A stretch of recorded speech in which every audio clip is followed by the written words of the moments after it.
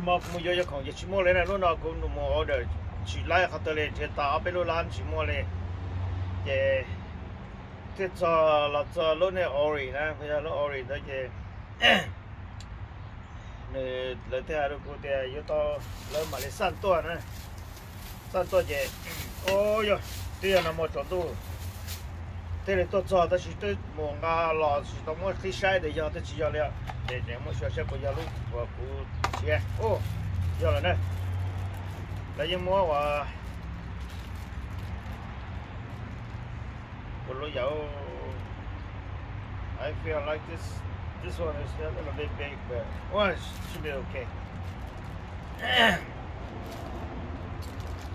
เขาnói với họ kids nó về nó mua bé họ cho ok bé họ nhau ok mà có thì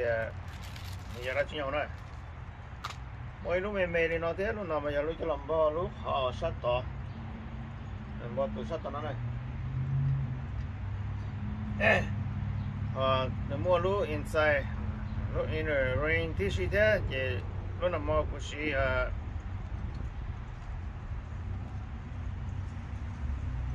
all in the ring number I don't know they're the same or inshallah something lo cái nó mua luôn lúc ring lâu thế ok vậy nhưng họ mua lúc giờ nó giờ lúc buồn nó lúc buồn rồi rồi cái giờ tôi xuân ra cho buồn lúc giờ cái lúc giờ thế thì lúc nào chơi tới rồi giờ nó mua để nó chân lo to ra nó lo ra to là nó nó như tắt tỏ rồi thì cuối mua đó rồi sẽ cũng học lại đây ok yeah ta sẽ học lại một tao thì là mua cái nó đây bỏ blue chia sẻ chỉ tao chỉ vào đây này rồi không người yêu chơi lại không lúc nào giờ lúc cái lần đó này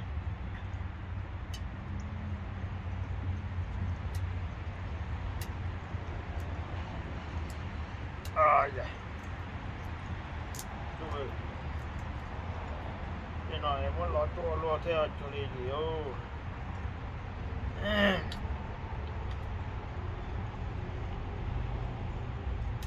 cái nó mua em mà thế tất cả nó sai mua nó một hồ cũng nó được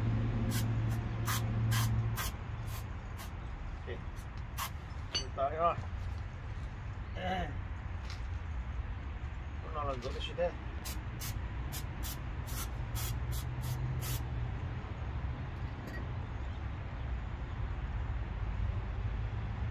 đó là nó sắp bù này rồi được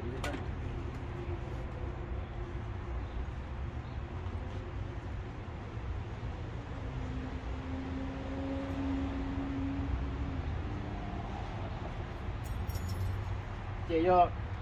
tôi mua luôn đợi rồi đó chị lúc nó cố nó chỉ cũng chỉ xí này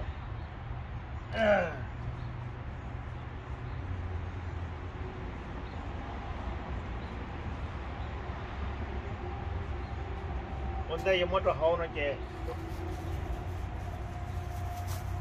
xí khâu là hoa grease này grease cái cho lò xí đó hỗ trợ nó về lấy tôi hay để có xí cho high temperature brake rear bearing the grease nè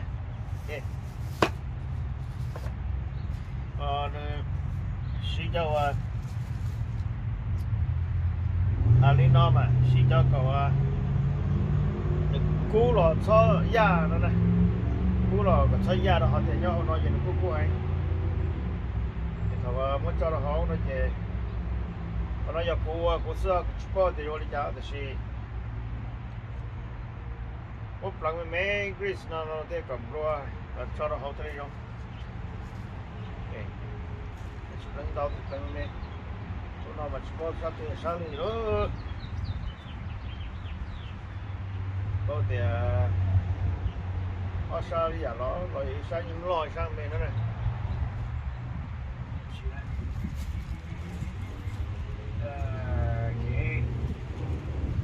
lúc này chạy cho lo mà hóa chỉ tôi nhá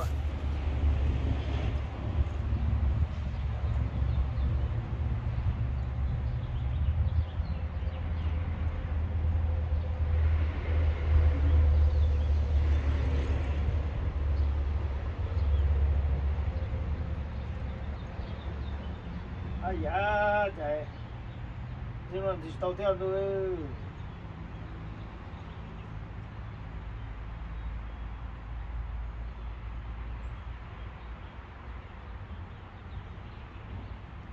tao sepuluh này 10 sih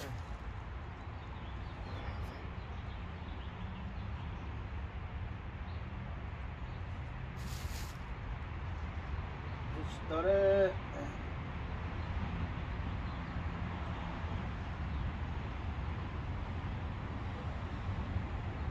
oh di situ betul chicken oh ngon đây ngon đây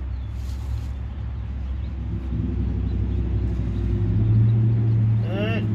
lúc nó chè ơi quả hậu cho lỡ hậu chi hậu bây giờ sao nói à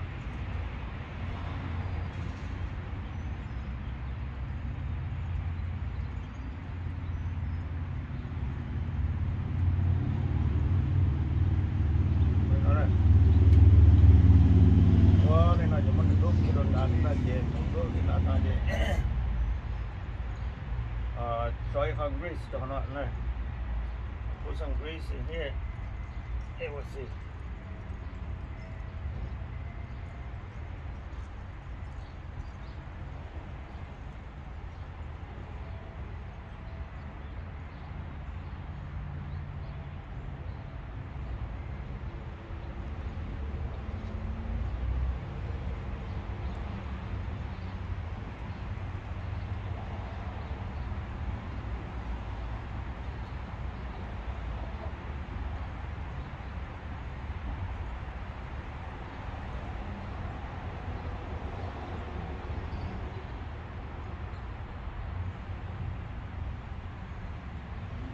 Hôm nay mà giờ họ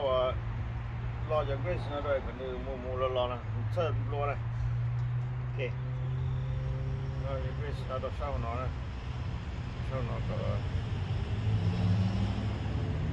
có cái gì nhau nó có rồi我知道我的家我到好叫你家的要去 mechanic ok giờ trả sẽ đâu có cho tôi đi cá và chờ lo nó này cho cá trong lo cho quá chi lo cho con cho con về lo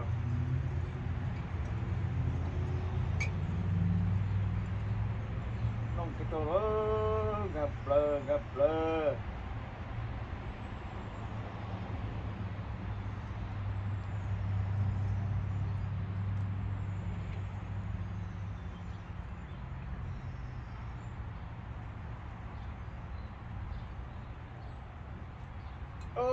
chỉ cần gan đấy họ nó chỉ cần gan mà nó mua chua cho họ này mua chua họ giờ mua lúa già cho họ tới giờ này chỉ cần gan cái gì kẹp mà mua là cả thôi cái tao phi lúa sao tao nói có tại cái chua nó tại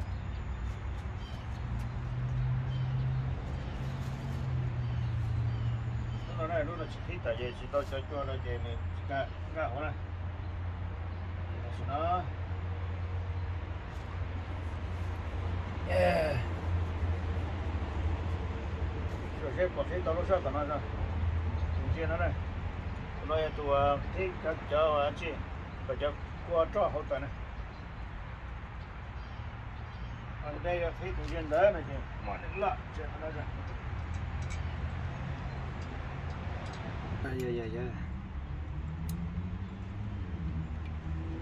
chưa có chưa chắc á ok này to nè lúc nào giờ và cái thịt đặc cá nè thịt đặc cá chỉ được mua lúc khó nhau nó lúc khó nó nè họ mấy nó chỉ thịt ba chỉ này cho tờ là tao nó nè chung lại để cho tròn lại tờ nó có thuộc vào xe luôn nó nè xe cho con lại đó không rồi to lên nó lớn nó chỉ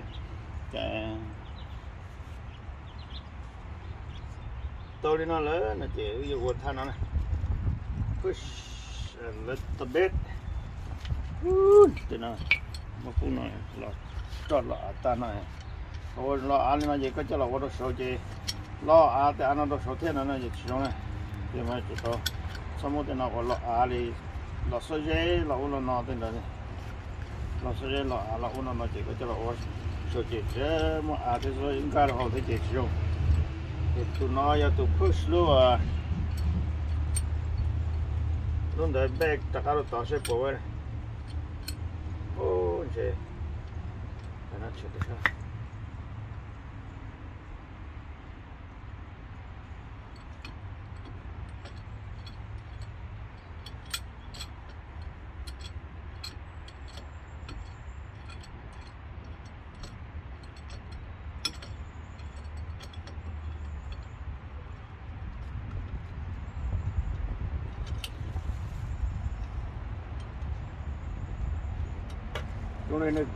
nhón lên được mù rất là đấy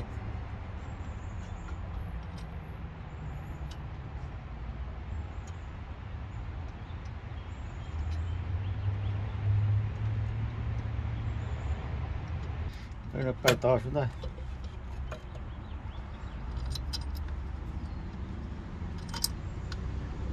cờ xuống đây tiếp là cờ tàu gì ha có để nhua thế nó sau cái cờ thế có để nhua cho họ thì cho cờ tàu này có tàu một chút bể thế tới á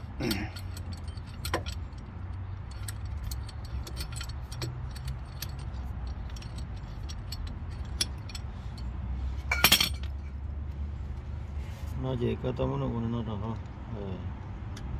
đây kiểu nó mà nhóc kia có được nè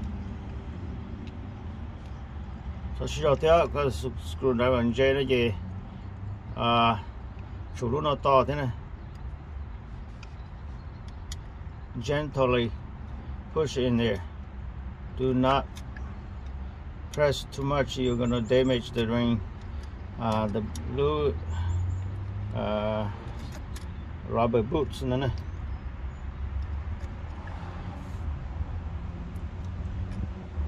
okay gently push in there is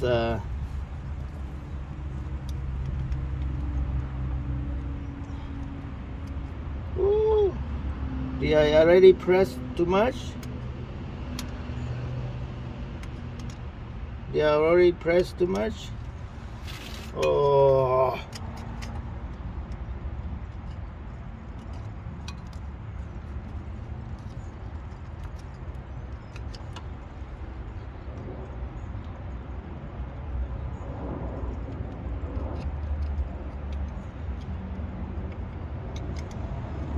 Okay.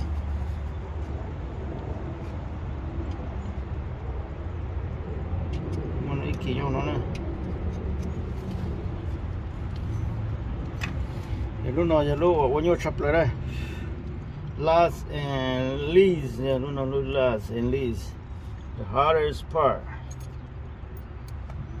Well, we'll see. I don't want to scratch it.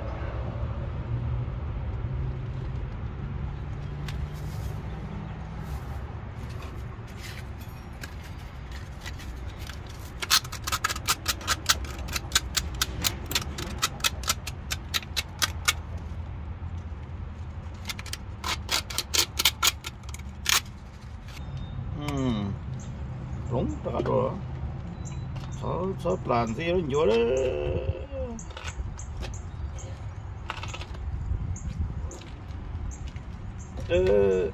đúng ok good job you do a wonderful job and sẽ lên từ lấy nhưng mà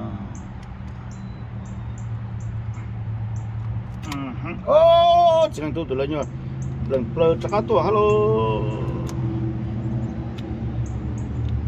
ra nói ra bé á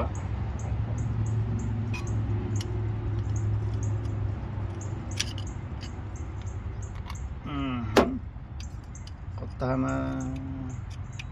tí tê nói ha watch tao nó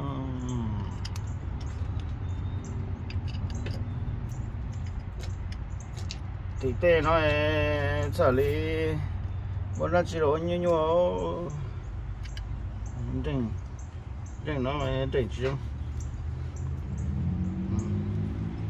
có số từ tay á thầu có tới cósta nên nó thì có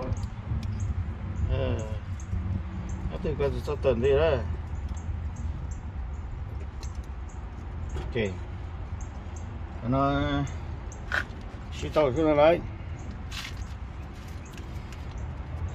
ok muốn nó đã ăn rồi kia rồi nó đã ăn rồi kia rồi xí sẽ cho qua cho bắt đầu rồi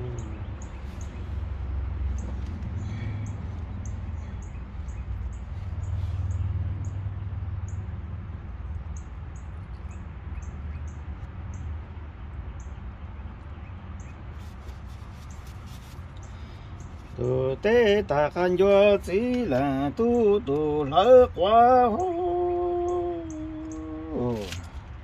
chú ta cho mua lỡ nè ý nu sa ta cho mua lỡ nè mua ý mà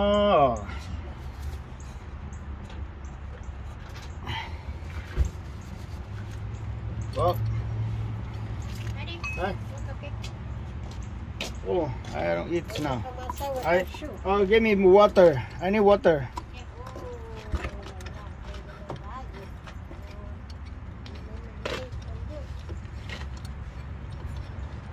Chị té xem là muốn chờ đây. Chứ nó có chút còn block hết đó sẽ chờ.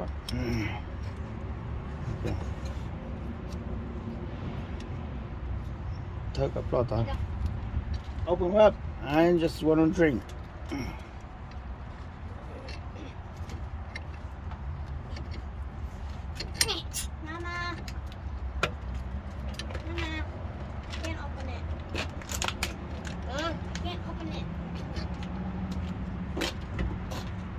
Okay. Gonna take it all.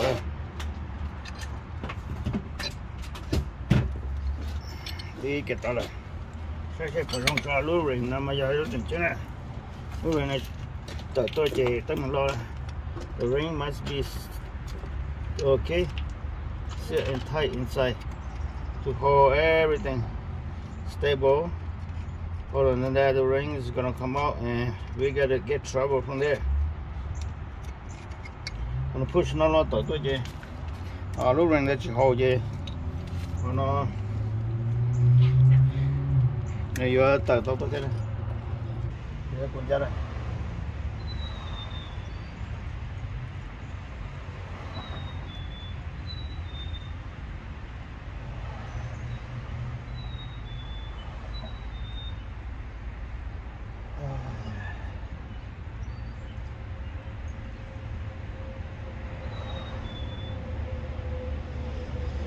Next month,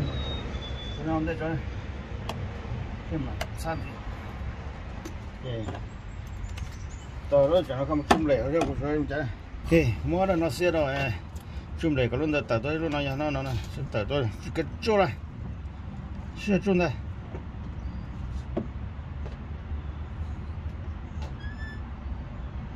Xe cho chỗ bắt tay. Chút tê. Chút tê.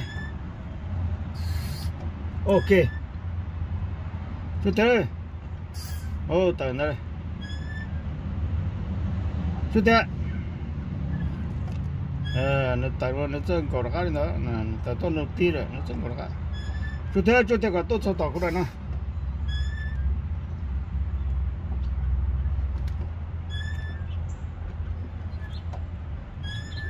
xí ở chỗ cờ kia sót cho rồi đấy. Ok cho luôn. Đấy. Xí luôn nó tôi có cho rồi mà nó dùng stable lên nó sẽ thay á thì cho rồi nó thay này gì rồi cho nó thay lại này gì lúc nào nó có lửa đó. Ôi dữ ông ta cần vô làm luôn cho nó về cũng mà gì đã cắt cho chè cũng mà đi chu cho con lấy này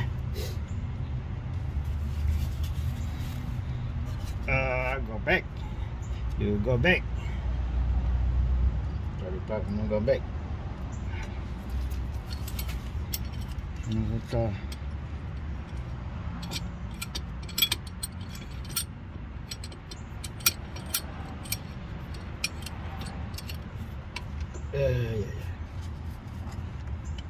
chưa chắc là to cả giờ kia đó to hả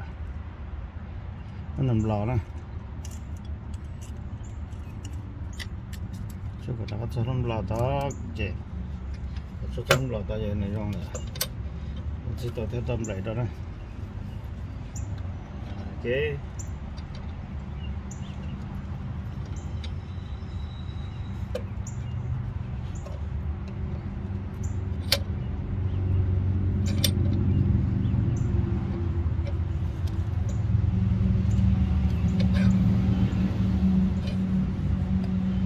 thì có luôn lò luôn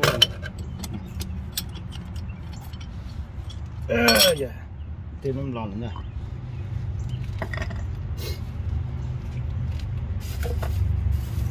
chê gió đấy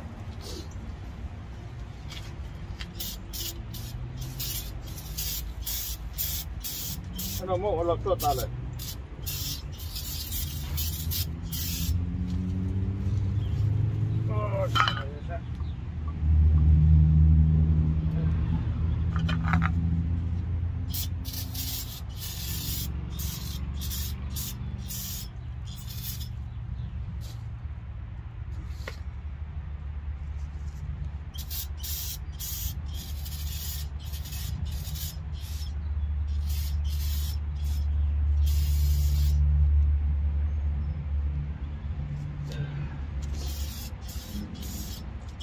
thế rồi.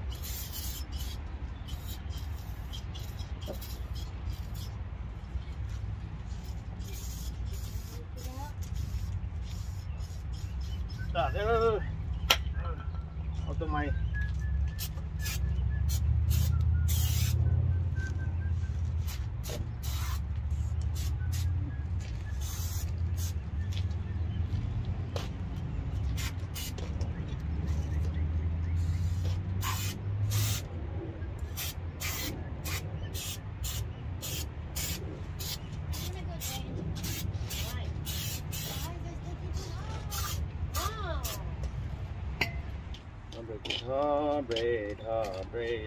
Tshee.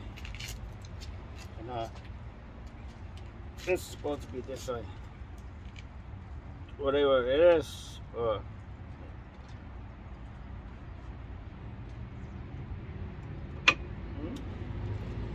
Good job.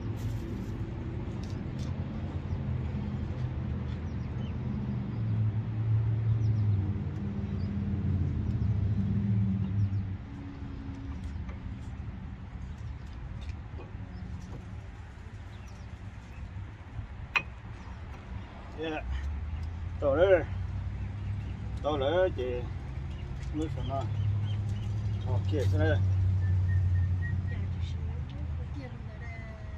ok rồi sẽ ok đó 이제 긴지 알았습니다.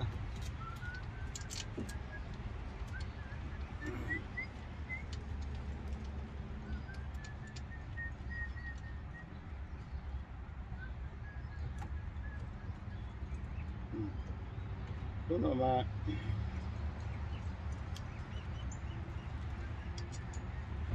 ở thùng xe nó này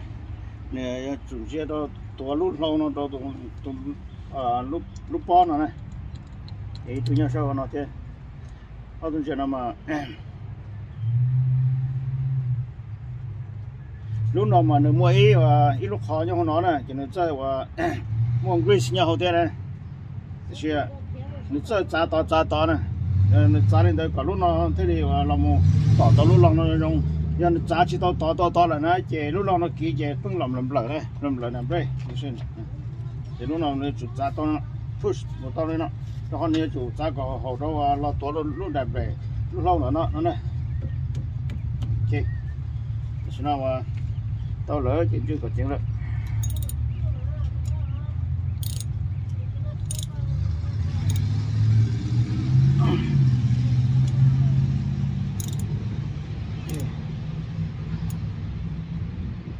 Ok nè nó cái chế tôi tí cha luôn có một chung để đó cũng cho nó com để nó cả ta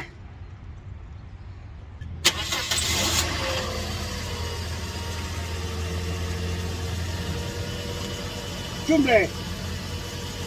chung cả tí đây cho cái chung rồi ok cho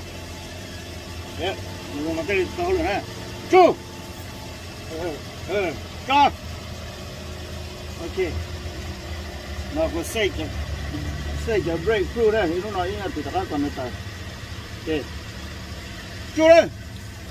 ok tôi cho sắp cho ok rồi qua có chú tới rồi cái tiền có sắp cho này chú luôn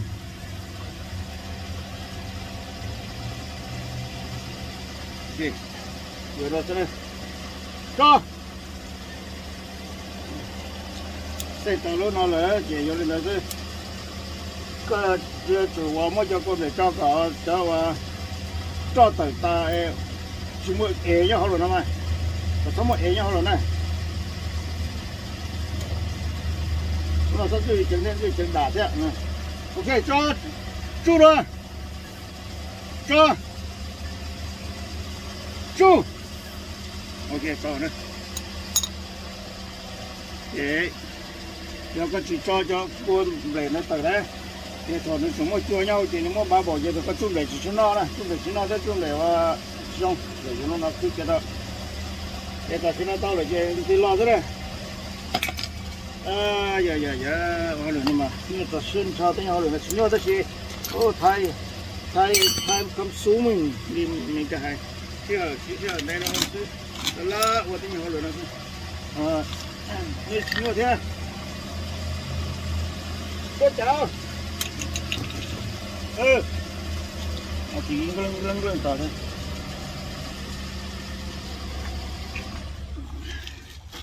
ok tôi lo kia rồi đó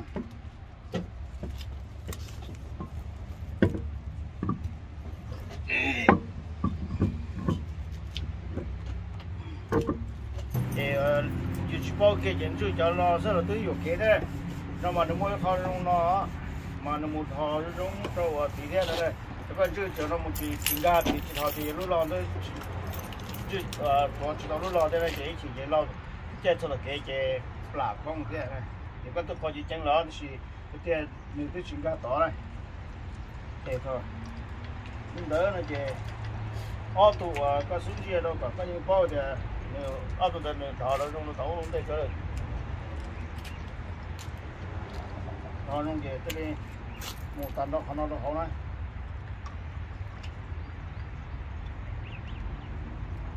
ít chân lo mà tuần riêng là nữa để nhân chế lên lúc các tôi lúc này chỉ có chưa một chuyện một họ ít xe chỉ lên chế các tôi lúc này chỉ chủ nhân này hầm đồ to nữa.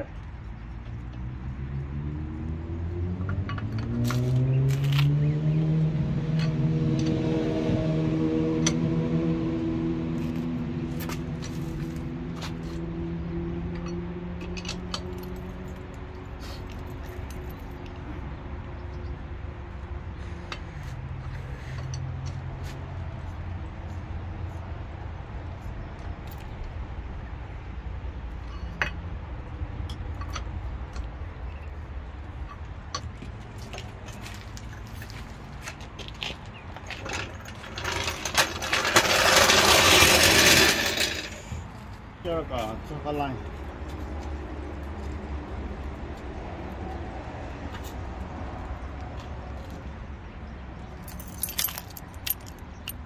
ok maximum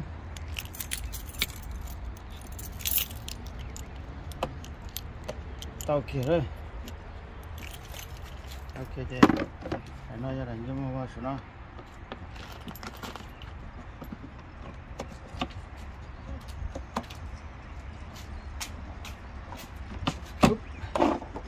ok có tao là mua cho là text trả sẽ dùng cho này chỉ cho trả qua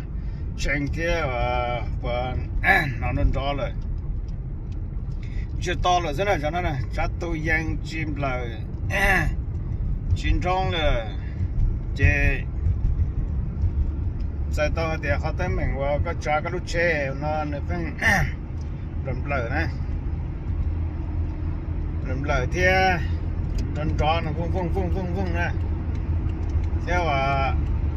cho break cú tới giờ này break cú tới giờ nó chỉ chưa hết chỉ do không họ tới mình thế này có ta này kết tụi yang sẽ chỉ đó để dùng nhung để chỉ nó đó chỉ này nè sau đó để fix đó họ tới mình rồi ok ở chỗ này sao này họ chế ra chỉ là nhưng chỉ tao tận đó chỉ có lúc nói chỉ Toyota Corolla xong họ sẽ cho họ sẽ còn thế này để tôi có cú lò là về kinh tế lò là về tiếp bằng lúc này đỡ to là về lúc già to về telese đó họ là về thầu nhập hóa chỉ dùng thầu lúa chân tu bị sọ lò nó sẽ về trong lúc này chế tiết đen cái sông cái tàu họ về sẽ bên tờ chỉ dùng về bên đó đó cái chỉ bảo đi nữa chỉ bảo thì hôm đó lấy sát tiền break ta là nông break cho xe anh ấy xe tìm break ta nên đó sẽ nông break ta đó làm họ tên mình nữa họ cố này chỉ thêm một lấy lúc bom rồi cho là sai nào ô giờ trong này đó là thế what in does it what Johnny say let's go it again yeah oh yes let's go it again yes you do your job and do mine okay all right you clean up here you're helping me you know just 내가 지금 너 고생 nhỏ đó okay em cũng lấy